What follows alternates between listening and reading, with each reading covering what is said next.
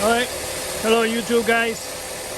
This is the end result when you replace the belt tensioning pulley.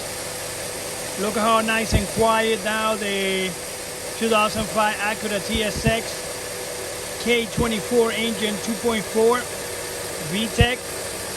Way better, way quieter. $55, the cheapest one with 2-year warranty from AutoZone. It's worth the money. Now the car looks very quiet, very nice. Strongly recommended. I never had to move the engine mount.